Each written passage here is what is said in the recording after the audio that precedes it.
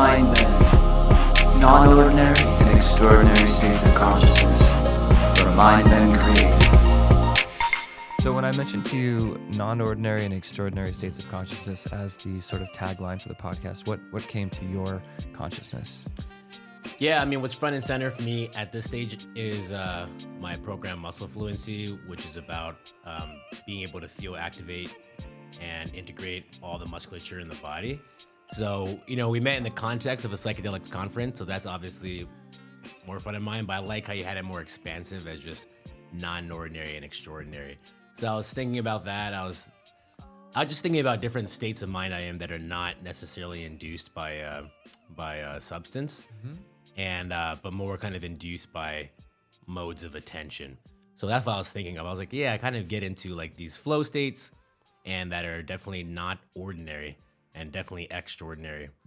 So yeah, just in general, I was just thinking through how things through our senses and where we place our attention in our senses and the activity to do with our bodies, how that can really amplify states. Totally. Yeah. Yeah, and a question that I always have is what are we thinking, what are we experiencing that isn't somehow affected by some kind of chemical reality inside of our physiology, right? Yeah. Like mood states are so wild, and when we get to pleasurable mood states or pleasurable experiential states, it's kind of a thrill. We're working towards that a lot of the time, right? We kind of expect that from recreational endeavors that we really love, or going out to have a good time. Sure. And then when we have moments of less than desirable sort of mood states, that is either medicalized or it's taboo, or it's it's a little bit more murky, right? Yeah. So Yeah. how well is well, and how well can we be at any given moment? Yeah. Yeah. I mean, the consciousness landscape is just so vast, and even an idea of like an ordinary state of mind. Like, I don't think everyday existence for like most people, especially in America, is by any means ordinary. That's the other thing that comes to my mind, is that if I place myself like 10,000 years ago in my daily life, I'm like deeply embedded in nature. I'm using my full body. I'm with people, touching them. It's just if I transported to that state of mind from watching like Netflix for 5 hours straight, then that would be as far a jump in the consciousness gap as taking like a heroic dose of mushrooms, as far as I'm concerned. Yeah. So yeah, even the word ordinary, I'm like, what does that actually mean? Yeah, I think the ballpark is just kind of what's outside the traditional pattern of waking consciousness, right? Something outside of what you expect. Waking up, going through emotion, getting an obligation done, proceeding to the next, being aware of your environment, being safe, not getting in a car wreck, not burning your hand, that kind of basic stuff. But like a moment of like passion with someone, or a moment of, or a thrill from maybe watching one of those shows could encroach upon a moment of non-ordinary consciousness. But you have engaged your consciousness to master 7 languages. Is the term polyglot, is that still an accurate term? Yeah. So that allows you to switch between consciousnesses, kind of, doesn't it? You have to sort of assume a characteristic or a mentality for a different kind of language. Can you speak to that? Yeah, I mean, so the way I approach language is, I always say to people, like, it's not language acquisition, it's language adaptation. I'm not going to acquire Spanish. I'm not going to learn Spanish. Spanish is this entity that exists outside of me and outside of you. And all the best I can hope for is that I can flow with that. I can channel that Spanish spirit. So it is much more of a spiritual enterprise. And so yeah, when I learned my first language was Spanish when I was 17. And the way I did it, when I first got there, I was like learning the traditional way, kind of grammar, vocabulary, conjugation. And I'm able to read and write, but I wasn't able to really connect with people. I couldn't understand anyone when they spoke fast. When I spoke, I sounded stupid. I kind of was clunky.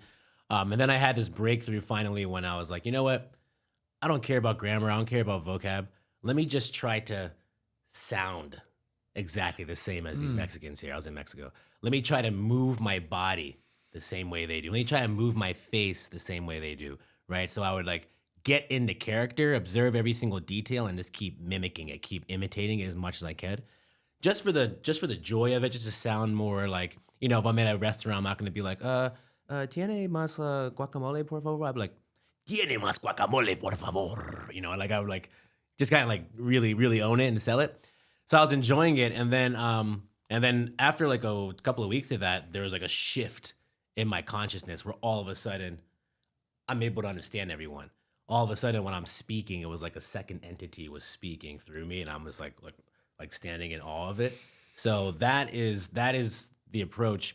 And yeah, I guess I never really framed it the way you just did now about shifting between ordinary states. Because in some sense, if I'm speaking Spanish in Mexico, that's my new ordinary. Or I'm speaking Portuguese in Brazil, that's my new ordinary. But again, it's like, it's such a distance from the ordinary I had in Pennsylvania. You know, it is not just the language and the grammar, it's the whole embodiment, it's the whole, you know, spirit of the person. So yeah, it's interesting. It's just kind of like I said, I think of consciousness as this vast, almost near infinite landscape of places that I can be. And it's more about just how much of a delta, how much of a distance you have to cross to do each one. They don't advertise learning a language. They don't do a whole lot of, when you're a kid, I mean, at least my experience wasn't unlock a realm of magical potential. It just felt more grindy, you know? And so I wasn't very zealous about learning another language, unfortunately. Of course, later in life, it starts to feel like a missed opportunity to master something early on. But how did you approach getting to the point where it was going to be 7 languages that you were going to be fluent in? Yeah, I mean, you know, I always tell people I wasn't particularly interested in language per se as much as I was in people, you know, and I would, especially in my younger years, I would just become like obsessed with a culture, with a group of people. So first it was Mexico. I went over there and learned Spanish. After that, it was Chinese. And, you know, they just do stuff different in China. They think different, they act different. So you show up there. I went to visit once. My brother was living there. And I just hate not knowing what's going on. I just hate being intrigued. And I'm like, what's he laughing at? What's that about, you know? So language is merely a means of becoming part of the group, getting in on the inside joke, like laughing with the people. So that's what it was. Like I would just become obsessed with a culture. Maybe I was dating someone, and then I went, you know, so I dated a German girl, and I was like, oh, what's going on over here, you know? So it was more like I didn't set out to like learn a bunch of languages. I just set out to travel and experience the world.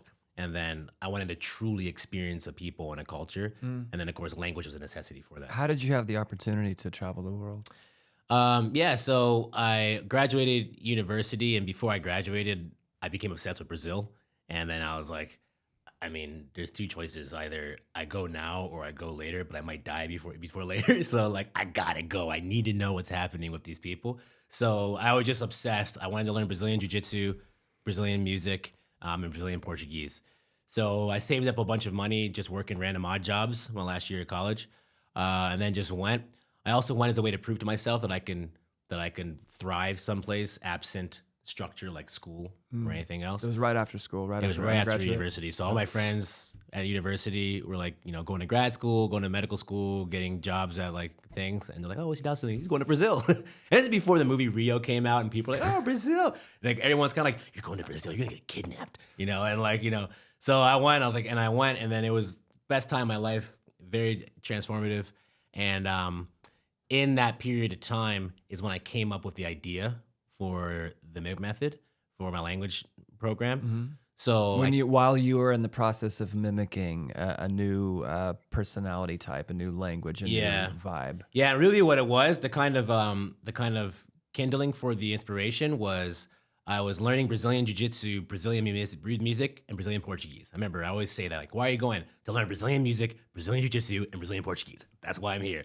And by every day doing those 3 things, things started to converge. So in the case of music, I was already a musician. I played violin growing up, but I was learning these these Afro-Brazilian rhythms, and I was getting stuck on them. I couldn't quite get them, and everyone else around me was getting them because they grew up in it. And that really was like frustrating me. So I went home and like figured out a way to break down the rhythm into pieces and like teach myself bit by bit until it became muscle memory and intuitive.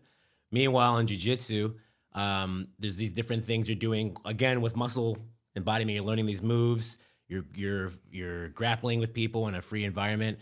And then I'm kind of, by that point, it's my 3rd language. So I kind of knew the process of learning, getting the accent right, doing all that kind of stuff. I was also teaching English on the side to make money.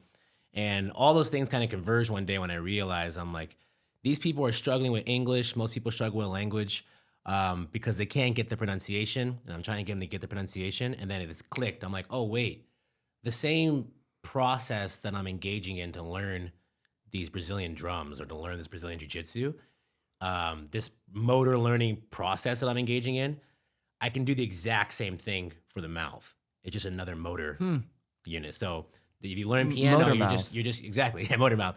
So you're learning piano, you're just coordinating finger dexterity with a complex audio input.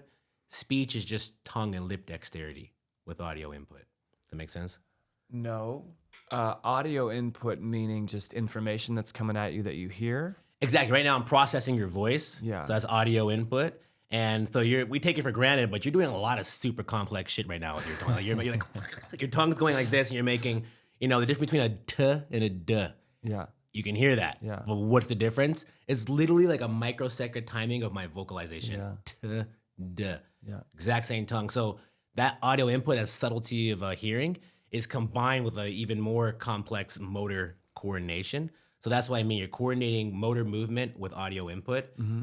We do that as musicians. You're doing that in piano or hands on drums or whatever it is. Mm-hmm. That same learning process can be applied if you treat your mouth like an instrument. Mm-hmm. So that was the insight.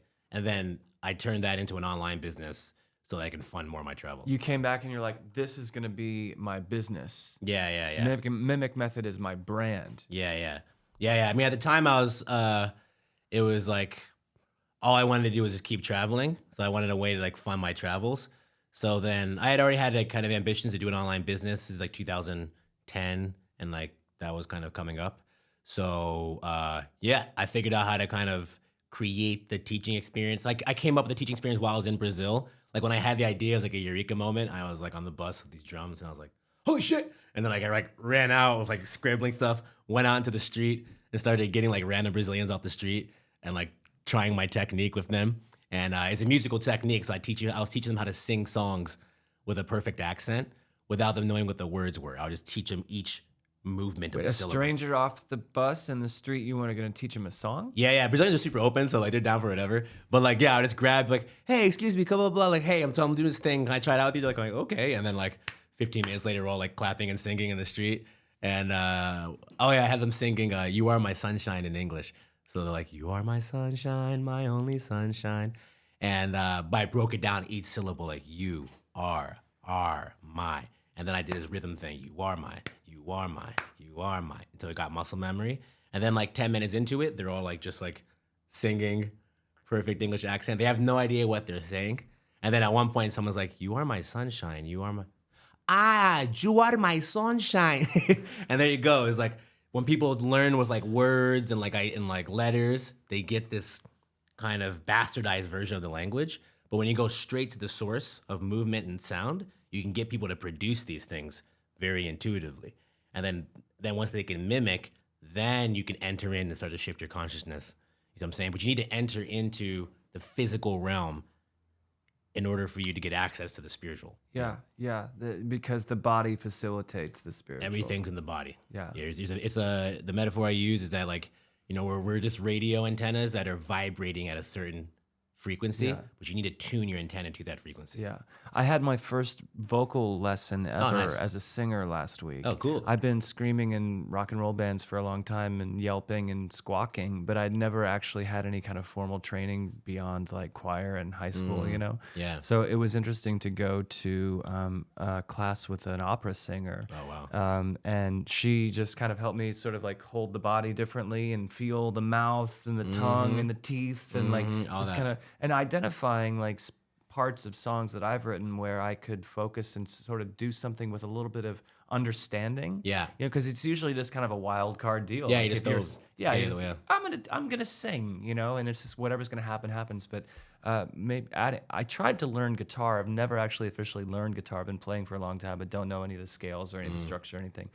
That level of kind of mathematic involvement gets overwhelming and intimidating to me because I don't feel like that's my aptitude. Yeah. A lot of times when I think about language, it makes me sad because I feel like whatever's happening on this planet, however things have evolved the way that they've evolved, we have these incredibly different cultures, like incredibly different land masses that are populated by people that have some incredibly different aspects to them, and language is like chief among them, right? So well, sometimes when I think about it, it feels brutal that we can't communicate with one another. These natural barriers to understanding up all over the planet. Do you just automatically feel like it's a challenge to be celebrated, or is there any kind of melancholy component to that in your thinking as well? Because to me, I just think a lot about how, I mean, we're all. I feel like if we could all, I'm okay if this is super naive, but I think if we could all understand one another, we'd have an easier time not destroying one another. So I don't know why language is set up there so that it's even harder for us to like find common ground. Sure. Yeah, I mean, I have so many experiences of just kind of witnessing miscommunications. And, I hear this person speaking and these two people speaking, and then I can see I can hear what he thought he heard, but then he doesn't realize he thought he said that, and then there's like fight breaks out. In the same language? In the same language, other languages, but I've just witnessed miscommunication my whole life. One of my like axioms is that most communication is miscommunication. That's the nature of our plight here. But that being said, we're moving towards much more monolingualism, like English being the dominant language or some kind of form. Other languages are being lost in the mix. And I see that more as a tragedy because I obviously know how to learn languages. I shepherd countless people through that process. And I'd rather we have this diversity of different languages and different modes of thinking and being that initially can kind of separate us, but it also creates that opportunity for those of us who are willing to enter in to another state of consciousness, to enter into another mode of viewing the world, and then come back to our own with a fresher perspective. So that's kind of what I'm worried about more, is we drift more not just to monolingualism but monoculturalism kind of thing. Yeah. And so I personally don't have the melancholy because I've been through the path, but I know because I have lots of students who come and they're like, oh, I can't learn a language. And it's like, yes, you can. And I'll bring it back to the thing you said about music. It's really important to make a distinction between the physical, embodied, jamming on the guitar, listening, playing by ear, hitting drums, versus the more abstract, esoteric, mathematical understanding or grammatical understanding of things. So you can be blind and be a great musician, obviously, because of all the examples of that, right? You can be uneducated and not know anything about music theory and be like one of the greats. So, and then music theory is a recent phenomenon. Music is very, very, very old.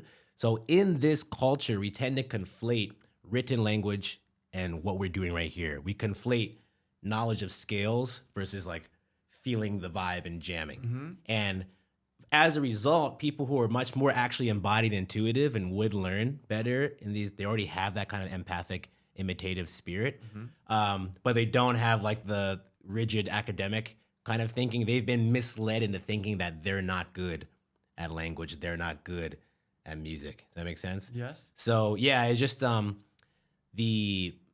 just remembering that it's. I look at like dance. If you show up to a place and everyone's just like dancing some kind of dance, and you're like, I want to dance with them. And it can be very melancholic if I'm sitting on the sidelines just kind of watching like, oh, right? But we have this ability as humans to kind of stumble in there, watch their feet, kind of get it. And then over time, you get a little bit better, a little bit smoother. And then by the end of the year, you're like, king of the dance floor. So that's what's beautiful to me, is that we have a million different dances, but we all have this capacity to imitate and enter into any other dance if we allow ourselves. Yeah, sometimes people are held back by the fear of doing it wrong, though, aren't they? Exactly. Yeah. That's the thing. Kids, they say kids learn faster. It's not necessarily true. Like, I've learned my languages faster than like a child would because they're still developing their brains and stuff.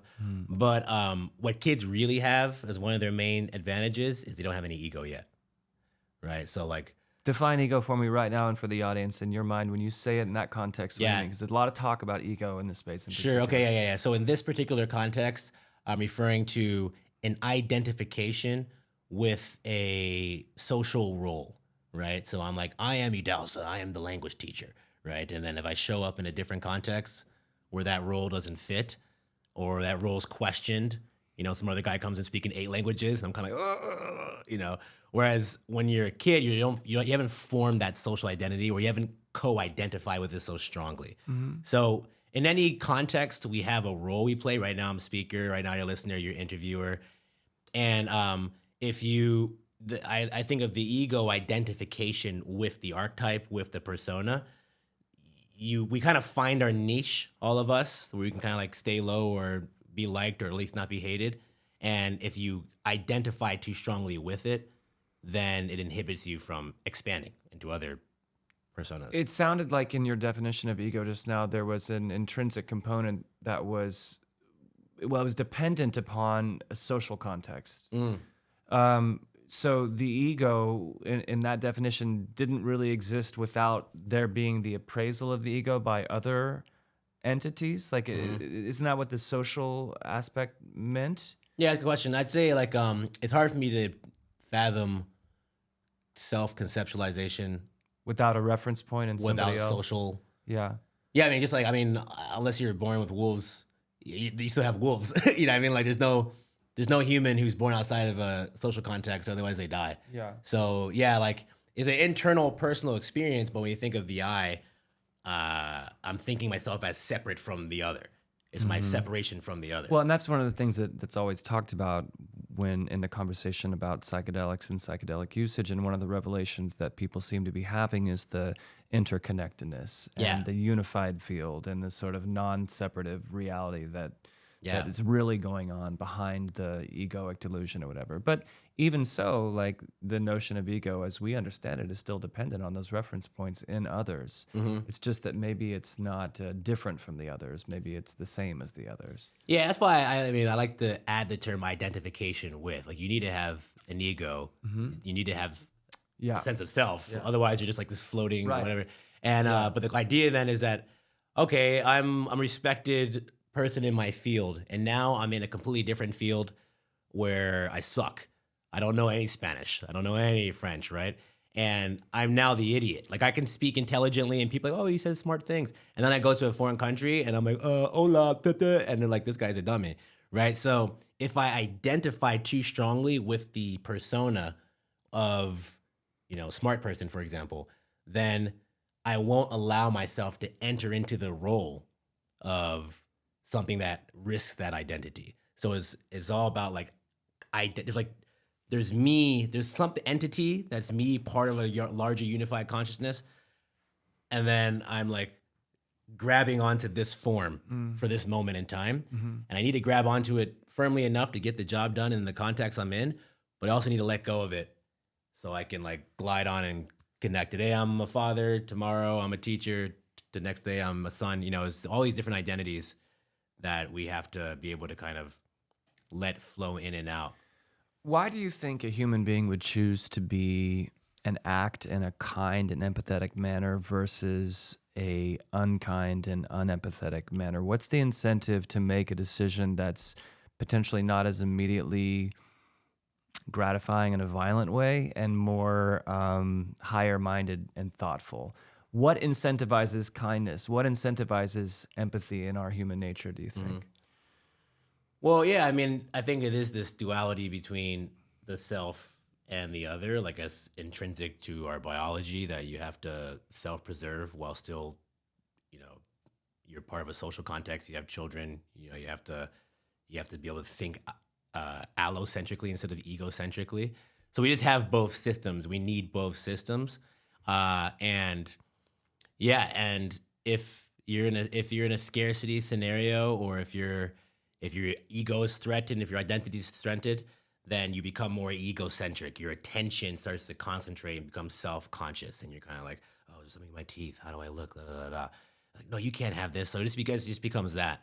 And I think that's kind of what's going on in our culture at wide right now. Their technology is just pushing the button of self-identification, self-consciousness, Reinforcing? Just reinforcing with each selfie, with each post, with each whatever. Yeah. And what we need more of as part of our maturation is the opposite of that. Like identifying something larger than ourselves with the team, your basketball team, not be like the star player, but the whole team needs to win, be part of your whole community.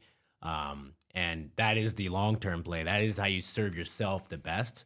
But yeah, I mean, I just think about if you walk into a party and you're like dressed bad or you feel self-conscious or whatever, and like no amount of like philosophy is gonna stop you. You're just like, yeah, you're just obsessed on yourself, you know? And that's part of what I really do with my language teaching too, is I always tell people like our goal here is not language, is not this. Our goal here is to enter group flow state, conversation flow state. My favorite group flow state is playing with the band. There you go. That's my favorite, and it's always been. I've always been grateful for that personal gift of being interested in creating that. And when it's at its best, like a live performance flow state is truly a gift. That's a definitely extraordinary state of consciousness. Group flow, I think, is the greatest gift we have on this planet. How are you seeing new groups forming in 2022, near to be 2023? Where can we grow? I've always kind of thought that it would be fun to organize Quaker-style town halls and give everybody in the room 10 minutes to talk about something important that happened to them that day, and then find a sponsor to do like free pancakes or something, you know? I mean, surely that's going on. I wonder, like, where are innovations in groups, in support groups? I look at like the recovery community, and I know how important the AA and NA like worlds are for a process of maturation and growth and healing. But church doesn't work for a lot of people. Religious dogma and structure doesn't work for a lot of people. Do we need to innovate on the group front? Do you have any sparks on that, in that world? Yeah, I mean, I think the major thing to think about nowadays with group is embodiment, like physical flesh. We're so disembodied, especially after COVID. There's all these elements of the human experience that are so deeply rooted that no one ever reflects on them, such as touch, right? Like physical touch. One thing I've noticed in my travels, if I go to a less developed culture, they touch more. There's more just touchy-feeliness. And when you're sitting there feeling like depressed or alone or whatever, like people don't tend to think about, when was the last time you were touched? Like babies die if they go too long without touching it. Their digestion fails, you know? Ugh. So, yeah, so we have all these ways of cohering as a group in a digital space. And a lot of it's good. You know, I use it, I leverage it for my own projects for sure. But a lot of it's bad. Like Twitter is a group flow, if you think about it. But because we've reduced the complexity of like touch and dance and smell and everything to like 40 characters, then that group aggregation is not holy, it's not wholesome, right? So I think that's a major theme for it, is that everyone should really take seriously having some sort of thing they do in a group setting that is embodied in the world. And that embodiment spectrum is not just I'm standing next to you, but the more you use your body, right? Like the more I touch you, the more I dance with you, the more there's music involved, whatever it is, the deeper in a group flow you get. Do people take that away from professional sports? Is that, I mean, when you're an athlete and you play something, you're in the game, you're in the group flow, right? But as an observer, is that happening for people? I shunned sports for a long time because I grew up playing them, and then all the people that played them were assholes. When I was in high school. And so that took me out of sports. But in the last few years, after I moved back home for a while, I got back into the Kansas City Chiefs because of Patrick Mahomes, like growing up with Michael Jordan in your town or something, watching these extraordinary athletes capable of these incredible feats on a regular basis. It's just kind of outstanding and fun to watch. But that's one, I guess sports are good for that. We're innately drawn to the team playing and the interdependence of the team. Yeah, for sure. Yeah, you know, the thing about sports too is that like the goal, like I could be on my team for my business and we're like trying to hit like a revenue target or whatever, and it's like a complex goal, and like when you get it, it's kind of abstract. You're like, yeah, we did it kind of. Whereas like put the ball in the hoop, you know what I mean? Like it just converges all of our energy and attention on a single unambiguous outcome. And so that group focus just me playing basketball 5-5, but now you stadium full of 50,000 people, or it's like World Cup. Like I always think about extraordinary state of consciousness. I always try to imagine what it's like to be like if you won the winning goal kick for your team in World Cup, like like literally like a million consciousnesses are converging on you, like Powerful. I can't even fathom that, but it was Powerful. so or just great. being in the Rolling Stones for Pete's sake. So, Yeah. just the feeling, all that energy, right? It's an incredible space. But we were away from that energy for a while, that Yeah. group energy. Yeah, we still are. Yeah, and as a musician and somebody that didn't get to play live music and not going to shows, and it's such a nutrient. I studied Reiki when I lived in New York City, and I had aspirations to sort of get in the practice of it more widely. I love the idea of holding space for non-sexual touch and like just loving kindness and a stillness and a physical intimacy. It seems very unique. One vision of the future that I sort of imagine is a human petting zoos, where we're gonna I think maybe I could imagine us evolving to a point where we're so separated through our technological barriers that even going in and like reaching across and touching a stranger's hand or something, and maybe that's an evolution of dance or something. Maybe dance classes could evolve into actual like. I went to a thing recently where there was a lot of ecstatic dance going on, right? Yeah. And eye gazing. I'd never been to anything like that. I moved out to California in July, and there are things that are happening here that weren't necessarily happening back home, or at least I wasn't finding back home. But being in this camping weekend that was music based and movement based, I have inhibitions about yoga, and like being embodiment, and in that way it kind of feels like who do I think I am for trying to like work in my body or something. And very self-deprecating thoughts arrive when it comes to like and also like, well, I didn't grow up in a tribe beating a drum, so I have no business beating a drum now. I'm just a phony. Yeah. You know what I mean? Like, and so like when you see a lot of other people like well, they didn't grow up with a drum and a tribe beating it, but they shouldn't be doing that now. Yeah. Should everybody be beating a drum around a fire? Yeah, Is it's a that good idea. like? I mean, should families start doing that more? I mean, I'll take that specific image you say of like beating a drum around a fire. Like from an evolutionary perspective, we spent a lot of time beating drums, looking at fires. Like that was like our daily existence for like hundreds of thousands of years. So that's why it's so deeply embedded in our consciousness. And what comes to mind now is I was in Salvador, Brazil, which is like the most African part of Brazil. And you have these groups. Actually, if you remember the Michael Jackson song back in the day, it was like, no one ever think about, they will never give about us. And the video was actually in this place. So I went to this, I would go to these shows and it would be like 20 drummers, and, but just perfectly crisp and on the beat. And again, extraordinary state of consciousness. Like everyone, like I think is a good Turing test in terms of like if you bring a human being into that room and they don't start moving, I'm kind of like, get that guy, got the alien, get him out of here, And so yeah, I mean, again, like there's that ego identity thing where it's kind of like, oh, what role do I play in this social context? I'm not one of these. All that goes out the window when you just surrender to the beat. Like, man, I don't know what's happening with specifically beat. It's changing our brain waves. It's changing everything. Yeah. Everyone needs to participate in it. Yeah, I had the electronic producer Paul Nolan in the other day, and he was talking about how he grew up in the dance hall rave scene of Liverpool, and just when he found that space, it resonated with him so strongly. It was just natural for him, and he never even augmented with psychedelic compounds or anything like that, where a lot of people were utilizing. Yeah, it just for him, it lit him up in a very like natural and sensible way, right? Yeah. But I love the discussion around the utilization of music and exploring it further as a tool now.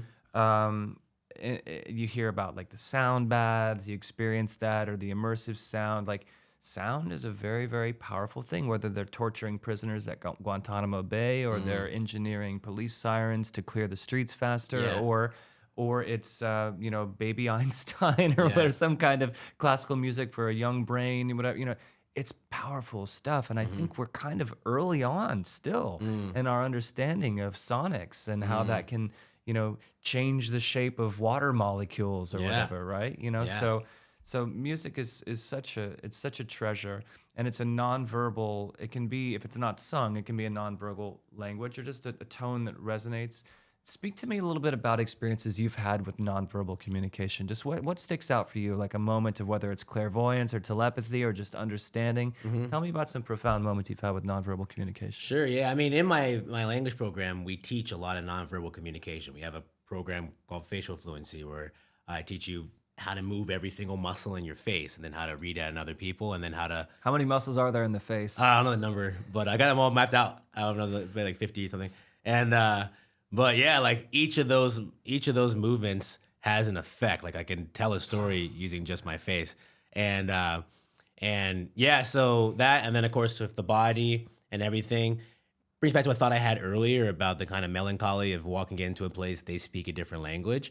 But if you're limiting your interaction purely to the verbal, you will be sad. But if you come in, put an arm around somebody, kind of like, that's why I teach people in my language program. Like you need to have the like, agua, yes, me, yeah, like you need to be able to do that. You need to be somewhat performative in the effort. You need to be expressive. You need to use the whole organism to get to accomplish, and then you root the word in that.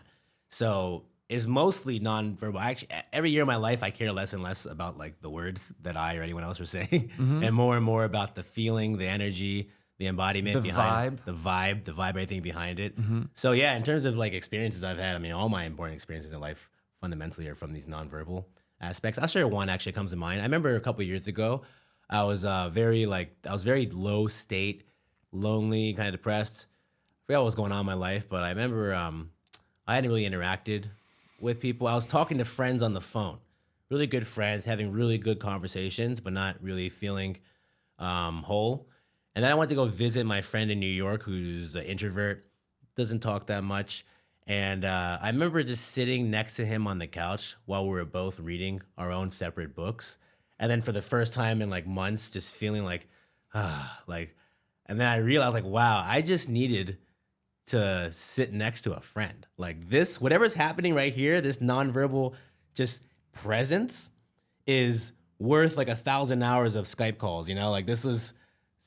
And that really struck at home with me how important it is to just be physically with people. So there's communication, even when no one's even intending communication. Just by mere existing with your body, there's an energy coming out of you, That's what they say, body language, right? Yeah, for sure. Yeah.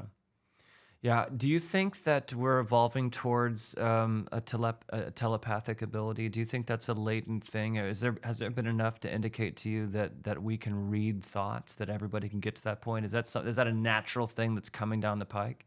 Yeah, but it's an interesting question because it's like we can read thoughts, right? When you look at someone's face and eyes and body, they are communicating thoughts, and some person might be more accurate than another, but I'm sure you've had experiences where you've acted on an intuition that someone was thinking or feeling a certain way, and then it turned out you were right. So we already have telepathy. We already have this capacity. Yeah. Now the fidelity and accuracy of it, like, Elon Musk and them are making Neuralink, and, that's probably going to work. Like, we can probably do that.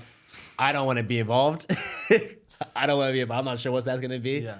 I'm just really enjoying we already have enough instinct and tools within our organism. I think my vision for the future is that we actually reawaken all of these super powerful communication embodiment abilities we have in us that have been taken away from our modern technology for the past 100 years. We're not the full humans that we once were, and we've come to normalize it and forget that there ever was anything like that. So that's my mission, is to bring people back to the roots, because it's like, this body's crazy.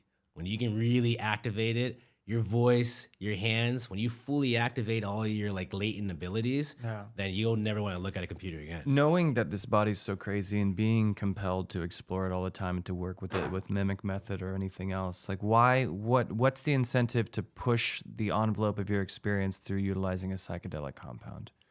Yeah, I mean, I'd add that into, okay, so you have our body and our organism, and then we have the organism of Earth, of other animals, of other creatures, right? We're not separate. That's an illusion. So when I take psilocybin and it integrated into my body and a bunch of crazy stuff happens, obviously I was meant to do that. You know what I mean? Like it's I'm participating in an even larger dance. My body's already an amazing place, but I'm participating in the body of the fungal realm or this. So By doing what? Just by having the experience? yeah, I mean, for me in my head, I categorize it like me participating with another human being is already another transcendent state of consciousness.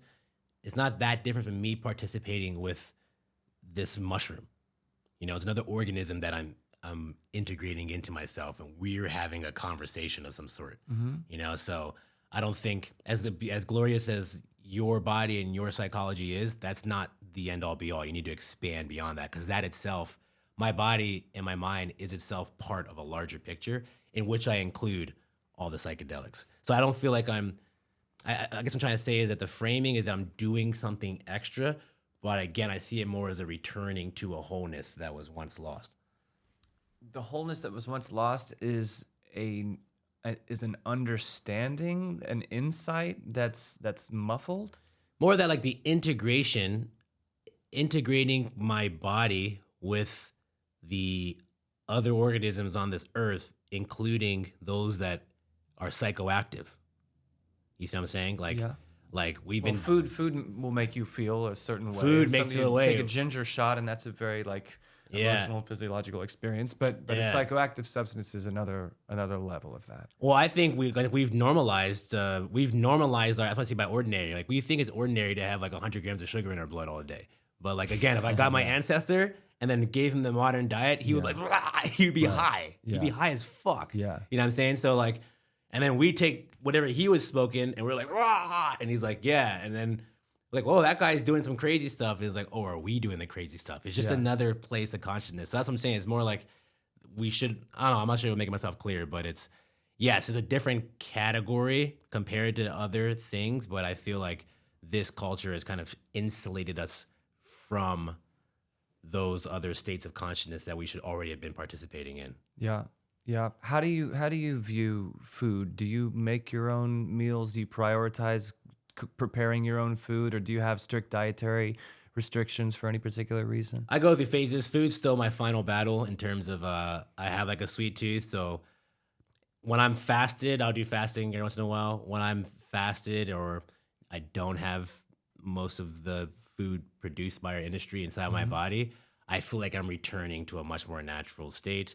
I'm clear-headed. I feel good. My energy's up. And then if I'm bored or lonely or whatever, I'll just grab a donut and then descend into the quicksand. So good. kind of thing. So Yeah. good. Yeah. I love the sugary outer shell and the mushy, mashy inside. I love the textures of pies and glops and ice creams and cakes and things. Yeah. So the sugar takes you down into a sort of sugar crash state. And one thing that you had mentioned, which I wanted to, we had a little bit of time left, Sure, but yeah. I wanted to get back to, if I could. You had mentioned before about your own experiences with like imposter syndrome and getting to a point where you feel disingenuous with yourself or in the world. And a lot of the conversation around the psychedelic space is with people who are confronting mood disorders or substance use disorders stemming from some kind of like psychological, psychospiritual, emotional trauma. I'm always interested in speaking to people about the experiences they've had that have been challenging for them emotionally, spiritually, intellectually, because I feel like it's a common ground for people, and I like common ground, right? So I'm not trying to be a Luddite with my view on a universal language, but like I do appreciate being able to come together on something that's important to everybody. And you know, when you have felt less than optimal with your own like appraisal of your value, you know, what have you done? Like what did you do to learn growing up, and what do you plan to do in your continued evolution to maintain like a healthy self-love or a healthy self-respect, to be productive and to feel confident? I mean, what are some touchstones for you in that effort? Yeah, grounding myself in what I've come to be confident are the core values for a good life. So physical embodied connection with people you trust and care and have a responsibility towards. And for me, particularly right now in my life, is mastery. I think that is something that is not, especially to our children, communicated well enough to get good at a real world skill and to very humbly and patiently and diligently develop mastery in it. A real world skill, sharpening an axe. That's an example. So by real world, I'm differentiating it from like, okay, imagine you're working in a large corporation as a middle manager, and then you're learning the skill of how to manage people's expectations and how to manage, make it look like I'm doing work when I'm not doing work. Like those are skills that are not actually ingrained in the real world, right? Or whereas learning how to make a house or how to build an object, or in my case, I'm doing this physical stuff right now. How do I actually fix this guy's body? How do I actually get this violin to sing? How do I get the physical world to do something that I want it to do? Because it's unforgiving. It doesn't care about my theories. It cares about, am I aligned with the truth of reality? So getting better and better at that, say jujitsu, and you're getting better and better at actually staying on top and winning, increasing your ability and mastery in a real world arena, I think is a very undervalued, necessary part of the human experience, which especially young people today are just completely deprived of. And that your self-confidence shouldn't be something you just kind of like make up, like, oh, I'm looking in the mirror and I say, I'm a good person, blah, blah, blah, blah. It's like, I need to have real world evidence that I know what I'm doing. So today I was working with my friend, the whole first hour, it was just not working. I'm like, oh shit, I suck at this. I changed my whole career. The very end, we got it to work, and I was like, yeah, I've still got it, So like, but it humbled me, and it was grounding and like uplifting, like stay with it. So like all the virtues, all the skills come, I believe, from pursuing mastery in something that's real. And I think that's not spoken enough about, especially again with our children education. What's your interaction with young people? Do you have nieces or nephews or kids of your own? I don't have kids of my own yet, but I got a new nephew, I got cousin, nieces. All my friends are having kids. I love children. I love being around them. Yeah. And just playing with them and having them just, again, get in the real world and do all that kind of stuff for sure. Yeah. Well, leave us on some kind of promising note. Like, tell us about something that we can look forward to, that you know of, or that you're excited about, or what's inspiring you right now. What do you find to be juicy and enjoyable in the world? Sure. Yeah, I mean, I have my own projects I'm personally interested in with muscle fluency and whatnot, but beyond that, one thing I'll recommend to you, because I know you'll enjoy it, there's a cognitive scientist named John Vervaeke that I'm recommending to everybody. He has a series called Awakening from the Meaning Crisis. Starts with a V, then followed by an E? Yeah, sorry, Vervaeke.